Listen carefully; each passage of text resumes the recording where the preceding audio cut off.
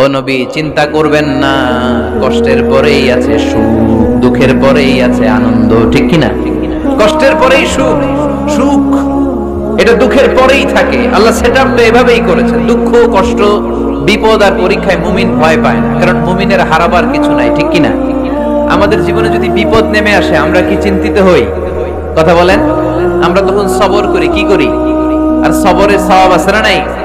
কারণ মুমিন জানে রাত যত গভীর হয়, অন্ধকার তমানিসা ভেদ করে সুবহে সাদিক হয়। মুমিন জানে গর্ভবতী নারীর পেটের যন্ত্রণা যত বাড়তে থাকে, নতুন মেহমান আগমনের সময় ঘনাতে থাকে, ঠিক কিনা? মুমিন জানে মুমিনের উপর বিপদ কষ্ট যত বাড়তে থাকে, সুখের সময় ঘনাতে থাকে, কাছে আসতে থাকে। চিল্লায় বলেন ঠিক কিনা? এজন্য আল্লাহ বললেন ফাইন্না মাআল উসরি ইউসরান, ইন্না মাআল উসরি ইউসরা। ও নবী, চিন্তা করবেন না, পেরেশান হবেন না। মাক্কি জীবনে আপনার দুঃখ কষ্ট, কিন্তু কিছুদিন পরেই মাদানী জীবনে আপনার জীবনে সুখ নামিয়ে দিবে কে? আপনার জীবনে আনন্দের বন্যা বইয়ে দিবে কে? মোটিভেশনাল সূরা, পেইন রিলিভিং সূরা। আপনি বিপদে পড়লেই এই আয়াত নিয়ে চিন্তা করবেন যে বিপদের পরেই আনন্দ আছে, কষ্টের পরেই দুঃখ আছে। সমস্যা যেমনি আছে, সমস্যার সমাধানও। কথা বলেন, সমস্যা যদি থাকে ওইটার সমাধান আছে না নাই? Allah never creates a lock without its কি।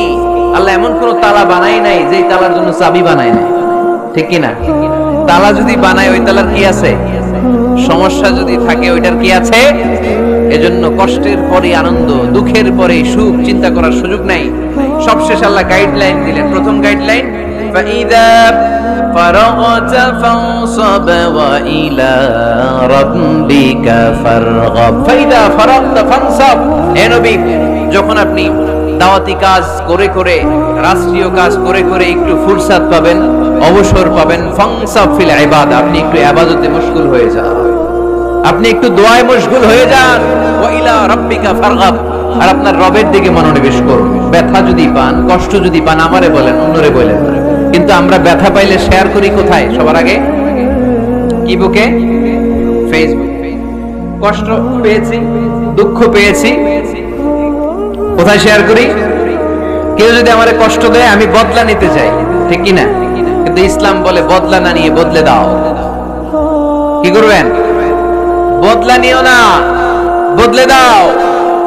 আল্লাহর কাছে বল, বন্ধুর কাছে বলার আগে, স্ত্রীর কাছে বলার আগে, ফেসবুকে শেয়ার করার আগে, কষ্টের কথা শেয়ার করব কার কাছে? বিশ্বনবী সাল্লাল্লাহু আলাইহি ওয়াসাল্লাম আমাদেরকে এটাই শিখিয়েছেন। এই শিক্ষার মধ্যে দিয়ে গোটা বিশ্বকে তিনি চেঞ্জ করে দিয়েছেন। তার নাম আওয়াজ করে বলতে হবে, তার নাম মুহাম্মদ সাল্লাল্লাহু আলাইহি ওয়াসাল্লাম। এই সূরা থেকে আমাদের জন্য শিক্ষা হচ্ছে, আমরা বিপদে আপদে সব সময় ভরসা রাখবো একজনের উপর, তিনি কে? আর মনে রাখতে হবে, the grief isn't permanent, the struggle isn't permanent. এই পৃথিবীর কোনো দুঃখ কষ্ট আর সমস্যা এটা পার্মানেন্ট নয়। সমস্যার পরে সমাধান আছে, দুঃখের পরে আনন্দ আছে। এই বিপদ পরীক্ষাগুলো আল্লাহ তাআলা আমাদেরকে দেন আমাদের কোমরকে সোজা করার জন্য, আমাদের পায়ের নিচের মাটিকে শক্ত করার জন্য।